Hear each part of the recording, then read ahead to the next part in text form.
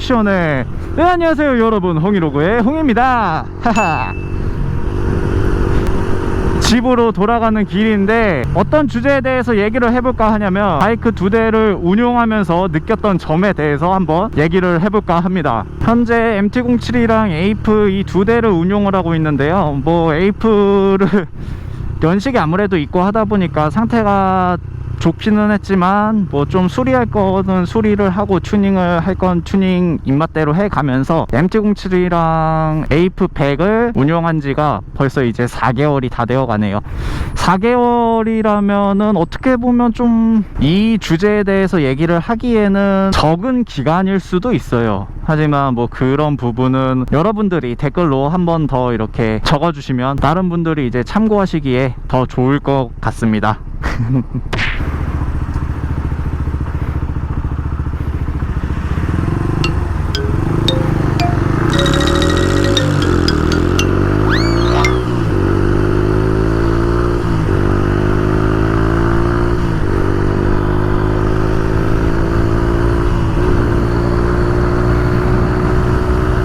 그렇게 해서 느꼈던 첫 번째는 무엇이냐면, 메인 바이크의 누적 키로수에 대한 부담이 현저하게 줄어들었습니다. 일단 홍이는 바이크의 누적 키로수가 올라가게 되면은 바이크와의 추억이 그만큼 쌓인다라고 생각을 하고 있는데요, 어느 순간부터 이게 조금씩 부담이 되기 시작하더라고요.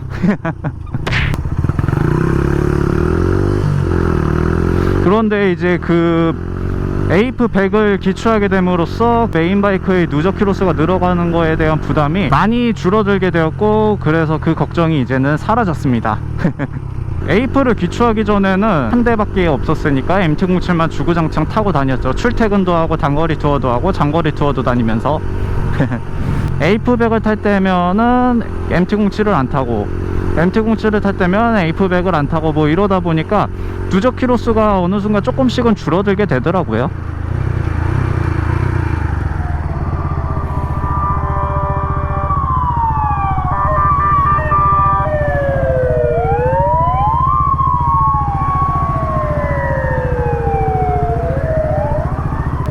아이고 정말 심각한가 보네. 아유, 뭐 아무튼 그래서 에이프 100을 기초하게 됨으로써 2대를 운용하게 되니까 확실히 누적 키로수에 대한 부담이 줄어들어서 그 부분이 정말 만족스럽습니다. 그리고 두 번째로 느꼈던 점은 아무래도 유지비 면에서 줄어들었다 생각이 들고, 그리고 실제로 홍이가 체감을 하고 있어요. 일단 2대를 번갈아서 타다 보니까 MT-07은 단거리 투어도 가기는 했지만 장거리 투어 위주로 많이 운용을 하고 하다 보니까 출퇴근과 단거리 투어는 이 에이프 100으로 했는데, MT-07이 분명히 에이프 100이 없었다면 벌써 엔진 오일도 2달 전에 벌써 갈았어야 됐을 것이고, 오일 필터도 갈았고, 그러고 앞 타이어도 갈았어야 됐을 거예요. 하지만 이제 에이프 100을 기초하고 나니까 소모품 교체 시기가 상당히 늦춰지게 됐죠.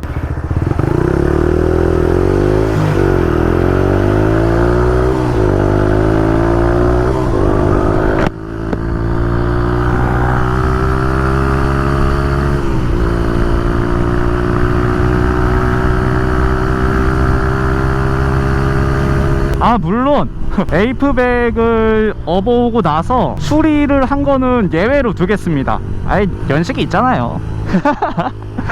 연식도 있고 아무리 상태가 좋다고 하더라도 이 세월은 무시를 못한다고 자잘자잘한 거지만은 문제가 조금씩은 있었어요. 그래서 뭐 그거 수리한 거는 논외로 치자고요. 뭐 그렇게 해서 유지비 면에서도 줄어들게 되었다라고 느꼈습니다.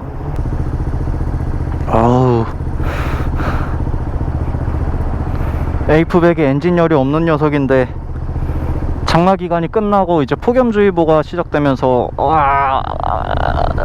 덥네요. 정차할 때는 그냥 노답인 것 같습니다. 어떻게 해도 더운가 봐요.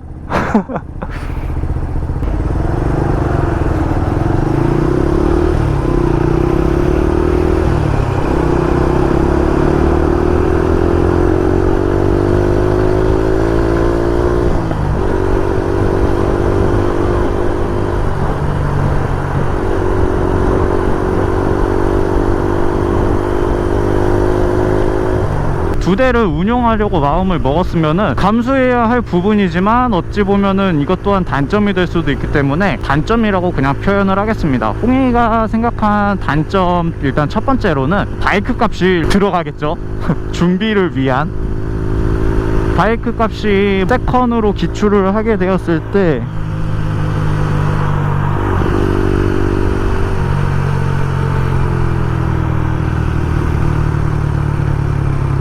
세컨으로 기초하게 되었을 때 뭐 신차를 까든 중고로 업어오든 간에 어차피 바이크 값이 한 대가 들어갈 겁니다. 그게 분명히 적은 돈은 아닐 거란 말이죠. 그래서 여러분들이 기출을 하게 되었을 때 여러분들 상황에 맞는 바이크 기종을 골라서 기출을 하시는 게 좋겠죠. 뭐 경제적인 거, 가성비며 뭐 이것저것 다 따져봤을 때 여러분들의 마음에 드는 게 분명히 한 대는 있을 겁니다.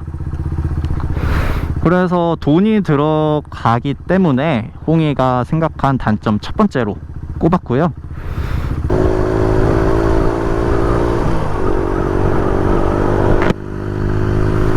자, 그러고 홍익이가 생각한 두 대를 운용했을 때의 감소할 부분 및 단점 두 번째, 바이크를 샀으면은 이제 보험료를 아무래도 내야 되겠죠. 보험료가 솔직히 바이크 보험료가 싼 편은 아니잖아요. 싼 편이 아닙니다. 확실히 대형 보험료 기준으로 홍익이가 첫 보험을 가입했을 때 종합이었긴 했지만 110만원을 냈었고, 두 번째 갱신하게 됐을 때는 77만원이었는데요 물론 이거는 대형 보험료 기준입니다. 하지만 이게 소형, 그러고 중형, 경형 보험료라고 해도 결코 이제 싼 비용은 아니라 홍익이는 생각을 합니다. 일단 뭐 바이크는 아무래도 사게 되면은 나중에 다시 팔 수는 있겠지만 보험료는 그냥 팔 수가 있는 것도 아니고 생돈 나가는 거잖아요. 그렇기 때문에 어떻게 보면은 정말 좀 큰 단점으로 다가올 수가 있겠죠. 유지비나 누적 키로수 면에서는 서로 번갈아 타니까 그런 면에서는 충분히 메리트가 있겠지만, 이제 두 대를 운용하게 되었을 때 바이크 보험료는 나누는 게 안 돼요. 아예 한 대를 등록을 해야 되는 거기 때문에 바이크 보험료를 두 대분을 내야 하는 거죠. 그 부분에 대해서는 좀 많이 단점으로 다가올 것 같습니다.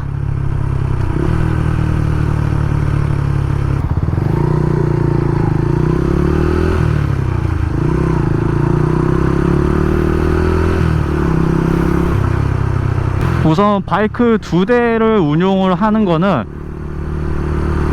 확실히 메리트가 있기도 하면서 그와 동시에 단점도 분명히 존재합니다.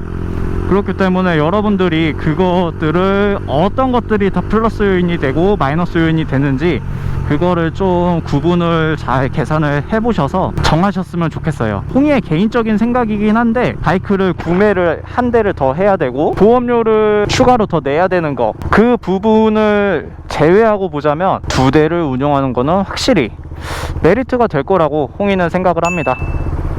아, 이 얘기를 안 했네. 아, 이거 마지막에 적어놨었는데. 아, 이거는 장점인데 장점을 두 개를 말을 했죠. 그런데 한 가지가 더 있어요. 세 번째 뭐냐면, 바이크를 운용을 하다 보면은 장고장이 생기기 마련이에요. 그래서 이게 부품이 있거나 금방 고쳐지는 거면 센터에 입고가 아니라 그날 바로 고쳐져서 바로 출고가 되는 경우가 있는데, 크게 고장이 나거나 혹은 국내에 부품이 없어서 해외에서 오더를 내려서 주문을 받아야 하는 경우, 그러면은 생각보다 기간이 오래 걸리기도 하겠죠. 그러면은 센터에 입고를 해야 되는 상황인데, 바이크가 한 대를 운용하고 있으면은 어떻게 되겠어요? 입고를 하게 되면은 이제 저희는 뚜벅이 신세가 되는 겁니다. 얼마나 서글퍼요. 그런데 두 대를 운용하게 되었을 때 나머지 한 대가 센터에 입고되었으면은 그 나머지 한 대가 있잖아요. 그 바이크를 가지고 즐겁게 바이크 라이프를 즐길 수가 있겠죠. 솔직히 이 부분은 홍익이가 직접적으로 겪어보지는 않아서 그 상황이 정확히 어떤지는 모르겠지만 충분히 그런 상황이 있을 거라 생각이 들어서 언급을 하게 되었습니다. 자, 그러면 이것으로 홍익이의 두 대를 운영하면서 느꼈던 점과 감수해야 할 부분 또는 단점에 대해서 홍익이가 얘기를 해봤습니다. 자, 그러면은 다음 영상에서 다시 또 인사를 드리도록 하겠습니다. 안녕.